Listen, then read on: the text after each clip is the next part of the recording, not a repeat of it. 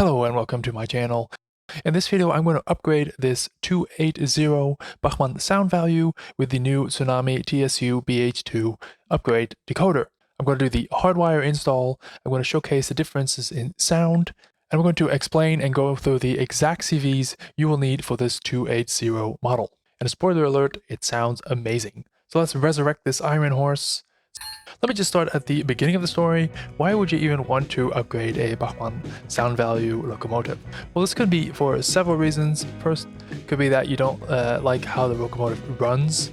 It's maybe a bit jittery, or the motor control doesn't give you a lot of options to program it that it runs smoothly. The second reason could be that you just want more functionality, you want more lights or more features from the decoder, such as that the sound doesn't turn on every time you switch your layout on. And the main and third reason for me is the sound. It just does not sound nice. It's just too monotone, there's not enough sound effects in it, and you just don't really enjoy the locomotives. It doesn't sound like a living, breathing iron horse that it should be. So let us first set a benchmark.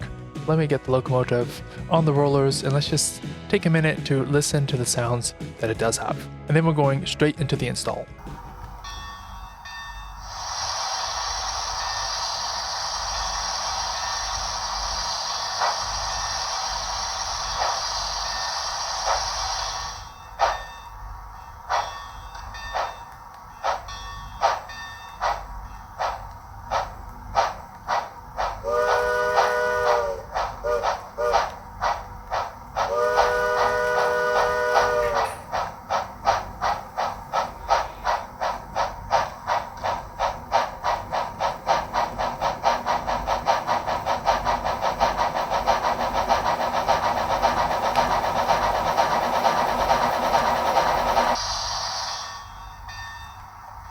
So here we are at the workbench. I already popped off the tender shell. There was this one screw at the bottom and two hooks at the back. Just lift it off just like that. And this is what we got to work with. First off, let me just talk a little bit about this decoder, because this is really a magic decoder because it does everything. Basically, when I got it, I just want better sound for my locomotive. I thought it would just be a drop-in, take that one out, put this one in, get better sound. That's the end of that. But this decoder can do so much more, I found out. Because on the back, there are all these soloing pads for the functions. You see right there, F4, 5, 6, 7, 8. And as well, there are two soloing pads for the functions. This is row right here, and that is if you want to connect, I believe, a light bulb. And if you want to connect a LED, you can use these soloing pads right here. So it's really a very diverse, multifunctional decoder. But from a mechanical perspective, I think it's going to be an easy install. It just fits right here, same spot. Use these two mounting points. That's the end of that. I also want to add this current keeper. I can already hear Soundtraxx yelling in my ear. The warranty is completely void. It's because I took the shrink wrap off. And I modified this plug right here a bit, because if you are listening to Soundtraxx, this plug comes out from the side, and it actually makes this capacitor wider and bigger than it has to be. So I would suggest make a up or top mounted plug variant that fits this space of this 6 missing capacitor. And then you can choose which way you want to guide your wires. Anyways, this guy, I've measured it out. It will fit. If I put it flat here on this piece, it will fit right here. It is more ideal to have the flat pack current keeper that they have. If I don't have that, I have this one left, so I'm just going to make it work. Put that one right there. Now, I'm not going to use all these fancy features that this decoder has. Unfortunately, wasn't really prepared for it, but in the future, I think I will. I'll add a flickering light to the firebox. I can add a smoke unit to the locomotive, and perhaps a reverse light and maybe some other fancy features. So if we look at the electrical side of things, then it's going to get interesting. Because here we have a decoder. Let me just take it off actually, unplug it. And there we see here we have a 12-pin connector. And on the back, nothing really exciting happening. All these, I don't know, checkpoints where the factory can check if the decoder is working, I guess. So, but the question is, because there's no markings on here, which wire belongs to which function? That is going to be the question. So you see this connector goes this connector, and then there's a little mini circuit board here, and then we got a lot of wires coming into the circuit board. We got 6 ones here from the locomotive coming in, 4 plus 2. There's 2 different sockets there. Then we got power pickup coming in. That's this red wire right here. This is power pickup from the front truck. This black wire, and there's 2 purple should be wires from the speaker going to the circuit board as well. And they all merge up and go to this 12-pin connector. So there's 2 ways to go about this. First up is to follow the money. Open up this cab, follow the wires, and see where they connect to. There's 6, so you got 2 for the power pickup plus minus. You got 2 for the motor plus minus, and then you got 2 more for the LED plus minus. So that should be fairly easy to figure out. And you can just measure simply from the power pickup, for example, to the connector to see which one is which. One note is that there's 6 here, and then merges with the power pickup here. So you still got 6 different wires, and then you got 2 for the speaker, so 8, and you got a 12-pin connector, so there's going to be 4 dummy wires in here as well. Sounds like a game of minefield. Which ones are the dummy wires? That's one way to do it, but you know me, always looking for the path of least resistance. So here we go. I contacted Soundtraxx, and what did they send me? They sent me this nice piece of paper with the board, and lo and behold, there is a connector which describes all the pins 1 to 12. And it comes with a nice connector pin out, read out. And what you need to know as well, so 12 pins 1 to 12, and all these. Which one is pin 1? They even marked it right here, pin 1. Isn't that lovely jubbly? So we know exactly which ones are going to connect which. And we can already just, let me get a pen, just mark some of them. Here we go. I told you we have 4 dummy lights. Well, lo and behold, there's a plus and minus for the smoke. There's no smoke unit in here, and there's a plus and minus for the backlight, and there's no backlight in this locomotive. So there we have the wires we need to connect. What am I going to do? First I'm going to mark which side is pin 1, so that's from here, so I don't get confused later on. And then I'm just going to cut them all one by one and solder them one by one because I don't want to get confused. And this video is not a soldering class because I am the last person on the planet to tell you how you should solder. So I'm just going to do it. Here we are. Everything is connected. And these are the wires we don't need. And you see as well, the pin is here. I marked where pin number 1 was, and I just went through all of them. One thing the eagle eye people will spot is that there are 6 wires that I'm not using. And we saw earlier, if we go through the list, that there should be only 4: smoke, plus minus, and backlight plus minus. But the speaker the speaker doesn't need to go through this pin connector. We can just connect it straight from the speaker to the decoder. So that's what I did. So these wires right here, the plus and minus from the speaker, I just connected them straight to the circuit board, as you see right there. And all the other ones, I just connected them as per the instructions. So now I'm going to mount it. Just to take a little note that all the wires are not going to be squished or squeezed or anything like that. So once this is all mounted in place, I'm going to see how I'm going to connect this capacitor, because I already cut off the connector because it was actually supposed to go into the 44 tonner. I need to just solder it onto here directly. So what I'm going to do there is I'm just going to use my dentist skills again and just break away this plastic, and there's 2 pins inside, and just to make it easy I'm going to bend the pins out a bit, and then I'm just going to solder them to the pins, and then that should be good to go. So just a few more pointers before closing the tender.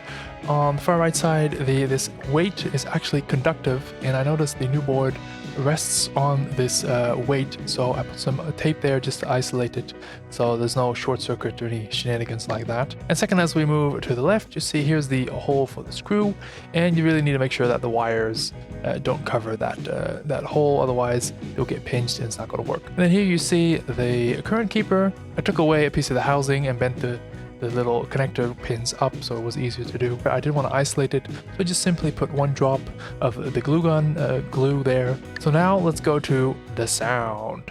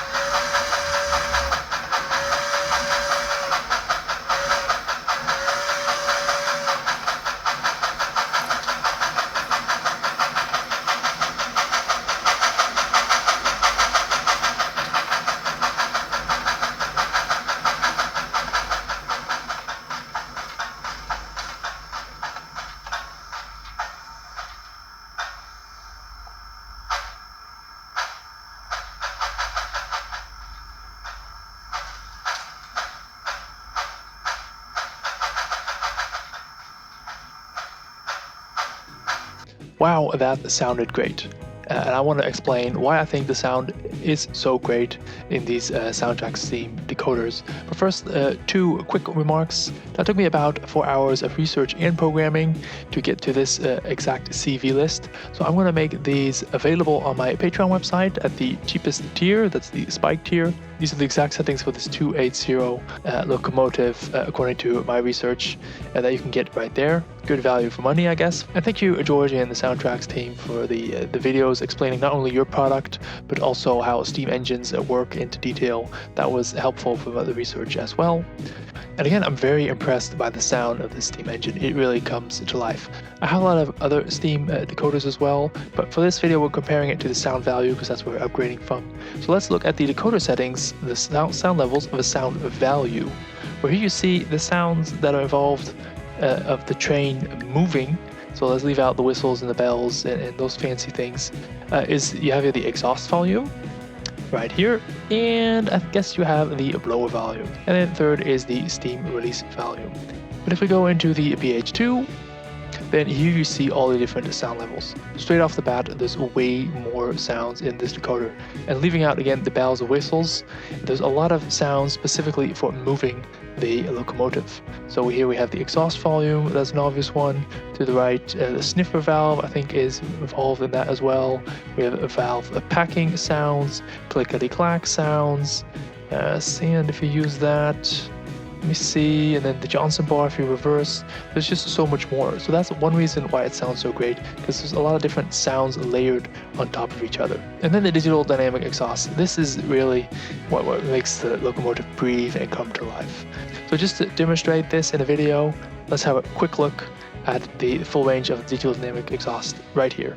I've been thinking how to demonstrate the digital dynamic exhaust effectively, and I came up with this setup. This is my layout. I'm going to be riding on this lower track right here, and there's a gradient. It goes uphill from here all the way to about here, but we're going to be coming from this direction. The locomotive's right there, so we're going to go downhill, and we're going to do all the extremes. We're going to accelerate, we're going to cruise, we're going to come to a brake, and then we're going to go uphill in a reverse direction. So this should demonstrate the differences effectively.